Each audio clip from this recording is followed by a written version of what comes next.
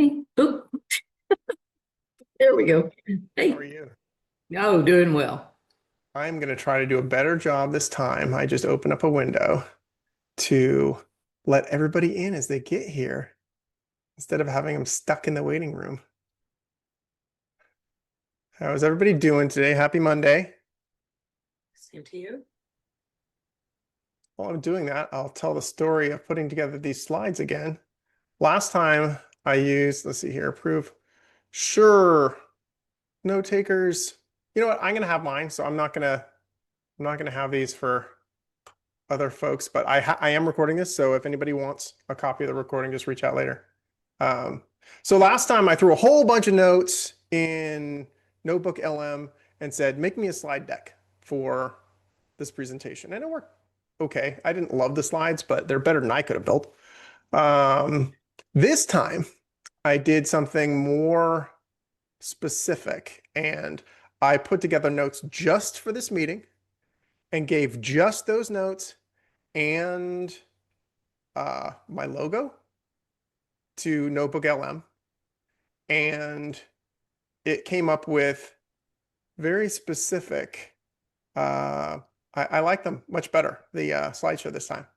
So you can decide if you like it any better. Okay, we're still having people filter in. But I'm going to start with my preamble anyway as people roll in here. Um, I did a bunch of research over the weekend about and this is related to the topic here, about AI agents on LinkedIn. Because what I'm going to present for you is already being sold by people who are doing this through AI agents. But there are two really specific, important things that are different. And I'm a big AI user. I like AI. I use it for lots of stuff, but I'm pretty resistant to using it the way that AI agents are going to use it. Basically, an AI, there's like three different companies right now today that you could hire that will go out. The AI agent will find prospects for you, start up conversations, and schedule meetings, which is basically what I'm going to walk you through. But there's two big differences. And again, I might actually do a whole nother talk about this. But the two big differences are number one, that's going to blow up this year. I know Henrik keeps on shaking his head. That's going to blow up this year. And LinkedIn will have no choice but to come down hard. Like they totally tolerate all the stuff I'm going to walk you through with automation, because automation is really just like a program that copies and pastes stuff that you would do yourself. Where AI doing this is completely different and will completely undermine the whole value of their whole direct message system. So they will have to hit it in a completely different way than they have. Um, so that's coming. The other thing is, I think there's a trust issue. I think copying and pasting stuff, which is basically what we're doing, I don't have a big ethical or moral problem with that. I think it's very well accepted in the business community for people to have assistants working with them and to hire PR companies to speak for them. But that's completely different than having AI who has no responsibility whatsoever to engage in those conversations for you. So again, I'm not scare tactic. I like AI. I just think this is a poor use of it. So just putting that out there. There's my preamble while people are rolling in here. I was going to put that out. I'm admitting everybody. I'm going to really try good to be watching that and admitting as we go. Uh, okay. So now that's about it. I'm going to jump into my presentation here. Slideshow, start from beginning. Sorry, guys, I don't claim to be an expert. I'm a newbie. Presentation view. Beautiful. And I'm going to share my screen. And we're off and running. Admit all. Need to continue to watch that. Share, share, share. So we're going to go back one. There we go. Hello, thank you everybody for being here. I This is not new for most of you. I have met and talked to most of you, um, and so I really this is a reminder of what we've talked about in the past. If you haven't started a program like this, it might remind you of what we talked about. Um, so I don't anticipate, although there might be a few people that I haven't talked to here before, that there's going to be anything new and shocking. But I'm going to keep this to a half hour. I would just look at it as an overview. View, admit all. Yay, I'm having so many people coming today. Okay, so moving on. Um, the lifeblood of this of the business of a consultant and a fractional is referrals. We talked about that in the last talk. I'm not going to kill myself over it this time, but that's how everybody gets business. So that's where we're starting here is we're not selling, we're not trying to convince people to hire us. We are going out and being friendly and helping people and getting referrals. So that's the goal. Meet people who know the people who might hire you. And I'll talk a little bit more about exactly how I get that group together. Uh, when we get in conversations with people, the goal is simple. This authentic networking. And again, we went over this a little bit a couple weeks ago, so I'm going to keep this brief. Be friendly and help people. Not help people like, gee, if I help you, I'm going to get something back. Just help. And then at the end of the call, how you switch them over to getting a referral, because there is a reason why we do this. It isn't just for fun. Is you ask, do you know someone who I could help? Uh, and when I was figuring out how I wanted to approach this, the obvious platform for reaching out to people in a scalable way was LinkedIn. But when I looked at LinkedIn and the people who use it, it is usually used so horribly. There's basically three approaches to LinkedIn, in my opinion. There's the first approach, which is 90% of the people out there, 95%, which is no strategy whatsoever. They're just like they're there and they're talking to people and they're posting some stuff and they're just hoping they'll get lucky. And you know what? That's better than not. But we're supposed to be consultants that are strategic in some way, and that really isn't very strategic. That's most of the people who are out there. The second approach is the pushy sales approach, and that may involve AI, it may involve overseas VAs, it may involve a lot of automation that's poorly done, or now we're looking at these AI agents that are running around. Uh, and again, I use some of those tools, but I think it's how you use them. And if you just hammer people with a sales pitch and are satisfied with a really low percentage return, I mean, that's basically what people have been doing with email for decades. Fine, but that's not my thing. And I don't think that's the kind of people who hire, C-level people who hire consultants and fractionals aren't interested in that approach either. Um, the last one is kind of the stealthy one, which is, and this is a really common one for people who think they're getting serious about doing networking on LinkedIn, but they don't admit it. I'm calling it the influencer, but people don't admit that's what they're trying to do. They'll say, okay, I actually saw, I actually saw a post yesterday where the guy said, yeah, you need to be posting like 12 times a day. I'm like, seriously?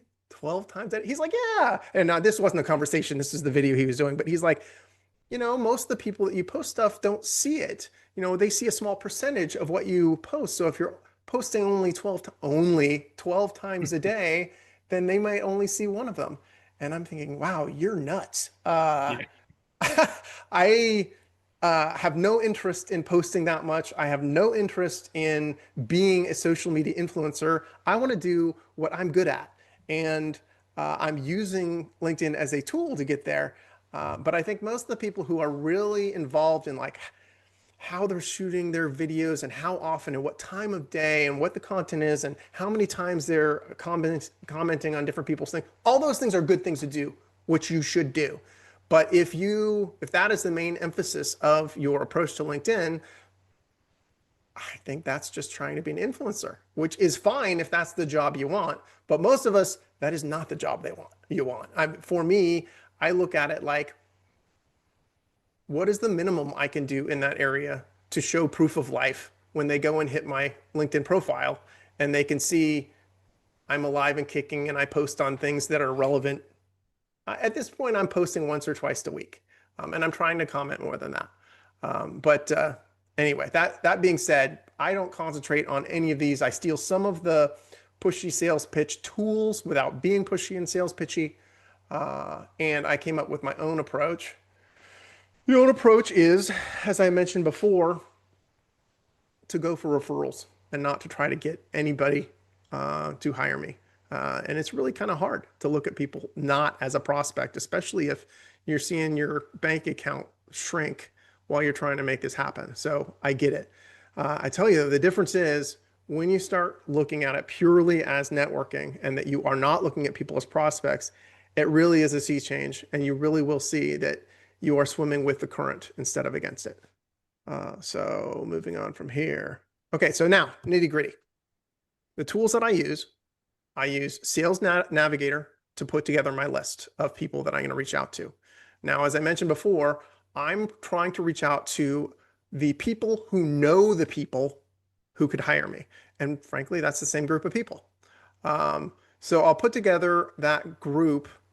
Sales Navigator is an add-on service on oh, there's 3 people hanging out there. There we go. Admit all.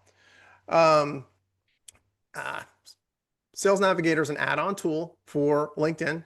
It's about $100 a month, which is, sizable money depending on who you are. It's also, frankly, from a marketing point of view, a really inexpensive purchase for a list. And if you're looking for a list of people who use LinkedIn, who has a better list than LinkedIn themselves? Sales Navigator, I have actually heard that the service trashed a lot. And it's got lots of add-in extra services that frankly, I don't use at all. The only things that I use Sales Navigator for is putting together my list. And there are ways to do searches without Sales Navigator. They're just not quite as good in my opinion. And then the other thing I use it for is you can only send out so many messages per week or month or whatever it is with a connection, with a message on your connection request on the free account. And when you get Sales Navigator, I've never had a problem after that. Now there are other versions that you can add on, but I didn't even do my research on all the different versions of things that LinkedIn sells because Sales Navigator is the only one I need. So I use that and I'll put together a list. The goal here, you can only pull out of LinkedIn a maximum of about 2,500 contacts at any one point. So when you start putting together a group on Sales Navigator, it's basically filter, and I'm not going to bother sharing screens because I think you'll lose more people than we'll gain. But you're trying to whittle the list down to a size of 2,500 or less. So typically what I'll do is I'll say, hey, I'm looking for founders of manufacturing in Michigan who have posted in the last 30 days as an example. And again, I'll be watching. They give a little total up in the right-hand corner as you're adding and removing people from your search, how many people it comes up with. And that's the goal. So whittle it down to a sizable group. So then you take that list and you go over to an automation platform. Now, this is the point where I tell you a little more about automation platforms. Automation platforms are verboten. They are frowned upon by LinkedIn. It's really important that you know that. Now, that being said, I read an article this last weekend that said one of these automation companies now, they're clearly biased. The information was from a automation company, but they said they'd never seen anybody get banned ever. They have like 300,000 users and they haven't seen someone banned. I will tell you my personal experience has been when you use them in a community-friendly way, the way I use them, when you're not pitching, when you're not getting a bunch of complaints, which I don't get, and when you keep the volume down. So volume is I will start out an account and I'll be sending a maximum of 100 connection requests per week. And I will slowly bump that up over months to a maximum of 200 per week. And that's it. So this says here 20 to 40 people per day. Well, if you do the math, business days, that's 100 to 200. Um, so keeping the volume down and being a good community member takes care of this issue as far as I'm concerned. I think that LinkedIn actually winks about their rules about automation. I think if you are a good community member and you use the kind of tools that I'm showing you, the one I'm using right here is called Dripify. It's actually good for their platform because you're a power user and you're using it in a community friendly way and they make money from you doing it. So they officially have to say that they disapprove, but they just don't. There just are rarely any problems at all. Again, I mentioned this as people were coming into the call here. We are going to see I think, a very different form of enforcement about these AI agents that are already in use. And I think they will have no choice but to come down much harder on that, in my opinion. But this Dripify, for those of you who haven't used marketing automation tools, this is made to be usable by anybody, I think. I don't think you have to be a marketing pro to figure this out.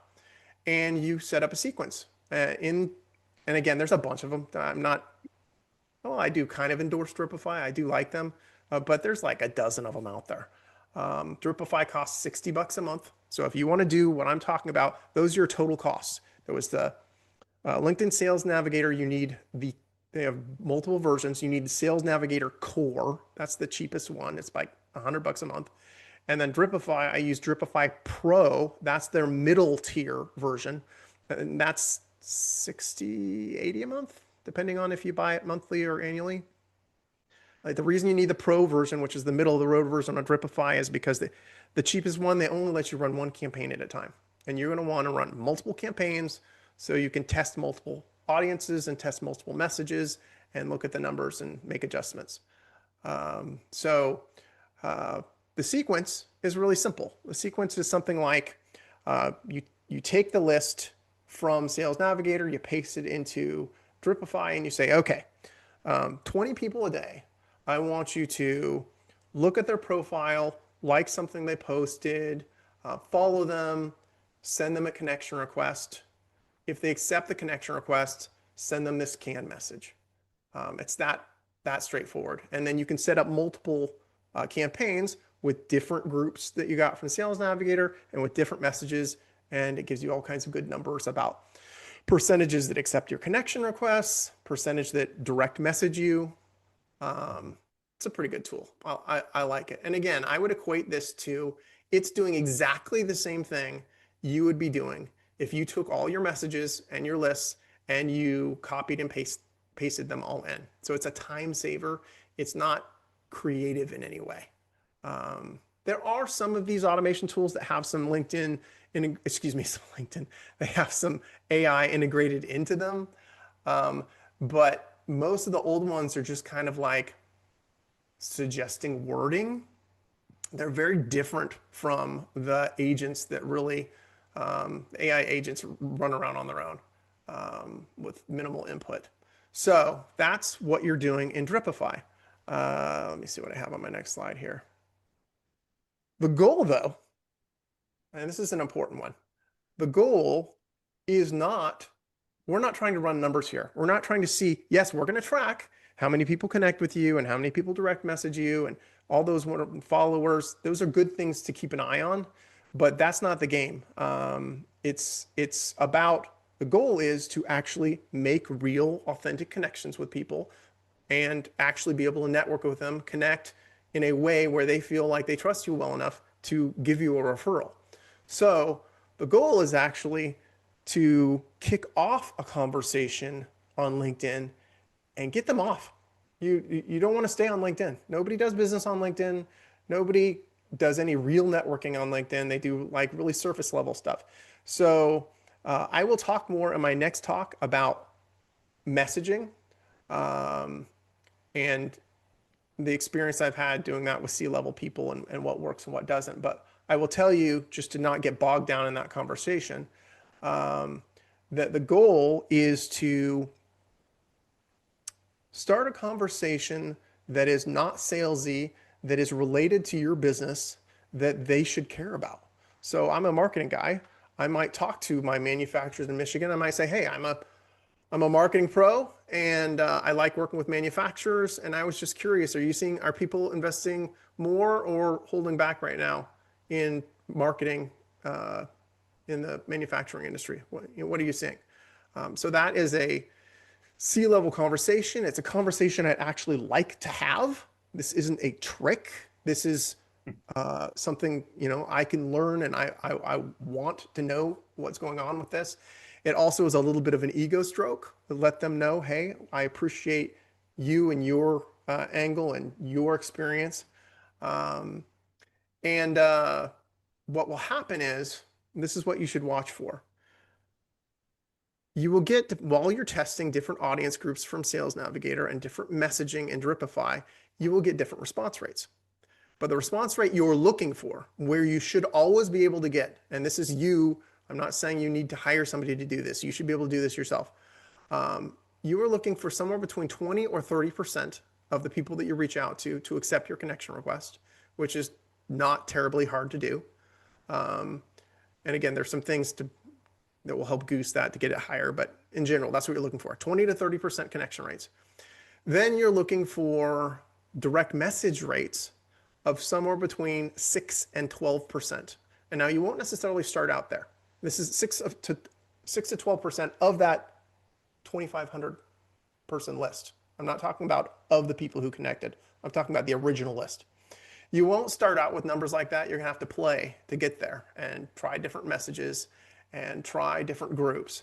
But if you don't end up eventually with a response rate of 6 to 12%, it means your messaging is wrong or your group is wrong, and go back and work on that some more. Because again, totally achievable number, 6 to 12%.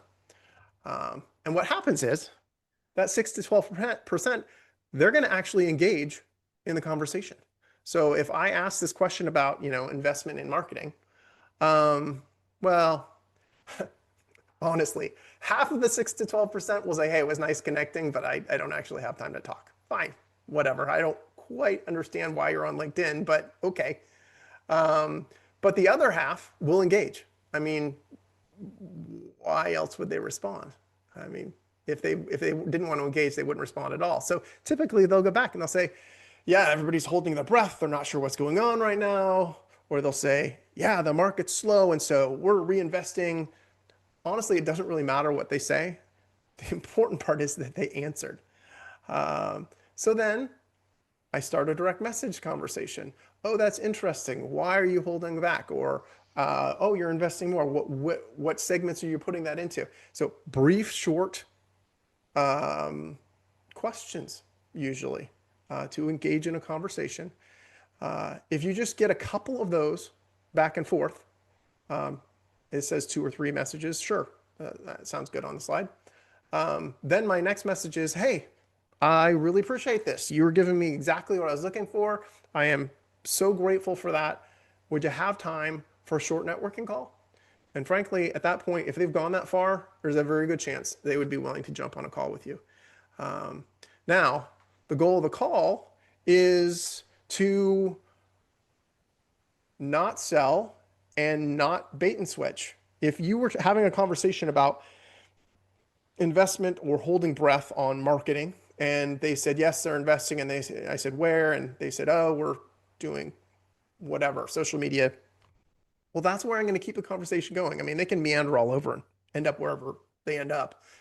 But there's never any, and again, I'll get into this more in our next talk about networking with C-level people, but you never have to beat your chest and say how wonderful you are because, well, what 2 main reasons. One, they looked at your profile before they took the meeting. They know who you are. They know what you've done. You don't have to tell them about that. And secondly, if you have a true, authentic conversation with them on a topic that you are supposed to be an expert in, your expertise, because that's the goal, by the way. We were setting the table for me to have a conversation about marketing. And you should set the table to have a conversation about whatever you know the most about. But without trying, your expertise will come out in that conversation. You won't have to convince them of anything. They will see it. So the goal there is to, again, have this conversation, be helpful, which you actually can. Because think about this. We set up the conversation to be about an area you know a lot about. They are a founder C-level person.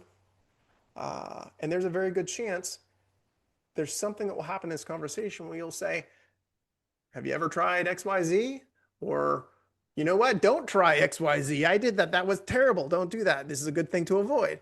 Um, and that, in combination with the fact that you're not pitching anything, they will love. And when you get to the end of this call, um, it is really smooth and natural to say, hey, I really appreciated your time here. This is totally helpful to me.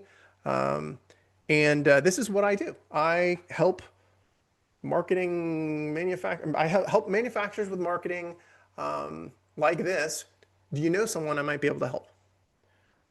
And I am telling you, I have done this probably close to 1,000 times in the last couple of years. And I would say 99% of the time, they will want to give you someone. Now, they don't always have somebody, but they always want to give you someone. So I'd say half the time, they'll say, yeah, but I can't think of anybody.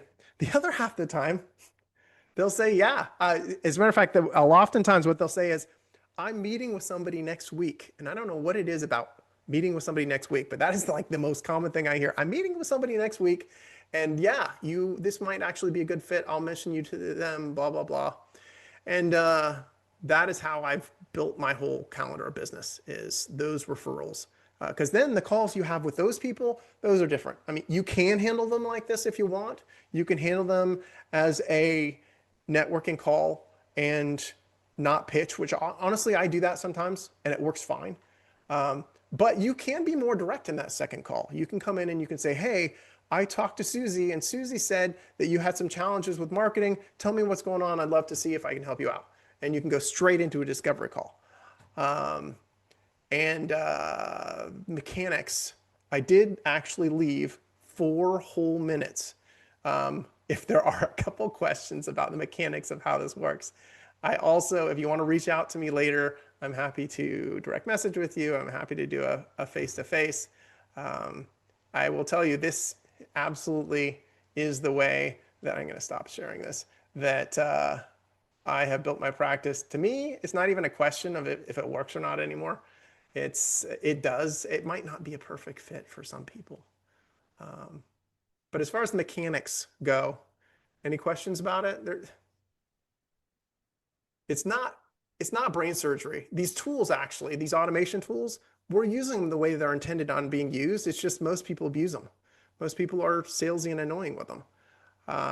So when people take that call, they're like, yeah, I'll jump on a Zoom call with you. They're rolling the dice.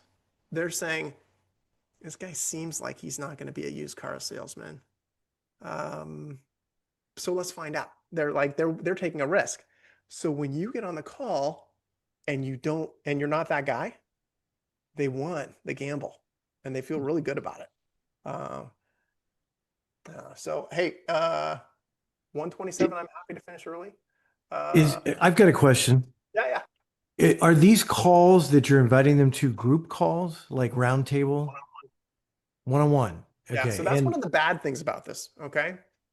This is very time consuming. I talked to lots of consultants and fractionals, and it's really funny. Most of them will say, oh yeah, you have to spend time on your own business, at least 20% of your time, like one day a week. That's not anywhere near enough time, folks. It's not. I mean, now I might go too far, but I probably spend half my time on business development. I talked to a guy this week who spends 60%. He was the first guy I've talked to who spends more than half of his time just networking. Now he's got some killer clients though. I was like, wow, his 40%, he has 5 clients and he has retainers on all of them that vary between 2,500 a month and 12,000 a month. And that's 40% of his time. I do not have a practice that's that successful. I have a full calendar, but I'm not billing those kind of numbers. Yeah, one-on-one. I do. This is actually my second time ever doing group outreach like this. Chuck. I think it's good to do this. It's obviously going to more scalable, but I'm reaching out mostly to people I've already talked to. And how do you pitch a meeting without them believing you're just going to pitch them when you get on the call? I say exactly what I just said. I say, so I've already traded a couple direct messages with them, and I'd say, hey, I appreciate this input, and I would love to set up a short networking call with you. I have occasionally even said, look, this isn't a pitch. I actually want to know your input about this. And surprisingly to some, even though I'm reaching out almost exclusively to founders and CEOs, people take the calls. They do. I have calls. I mean, it varies. I help other clients. I help fractionals with this, working with them. And it's not unusual for us to get, half dozen to a dozen calls in a month. Again, though, they're not qualified prospects. They're qualified networking partners. So they have indicated that they're willing to talk to you about your topic. They're in, you did your research on the list. They have the title you want. They're in the industry you want, and they're happy to talk about something about what you do. So they're qualified to network. They're not qualified to buy. They've never made any indication that they're going to buy anything. Now, the other thing that happens when you say, this is in the Zoom call, when you say, do you happen to know someone who I might be able to help? The other thing that they'll do, 5% of the time, I don't know, it's a fairly small percentage, they'll raise their hand and they'll say, you know what, I have a project coming up. Do you have time? Is this what you do? And then it was their idea, which is the best. So, hey, thanks, folks. It's 1:30. I'll do another one in a couple weeks. That one's going to be about messaging for networking with C-level folks. I hope you got something out of this. Great. Thank you. Thank you. You got it.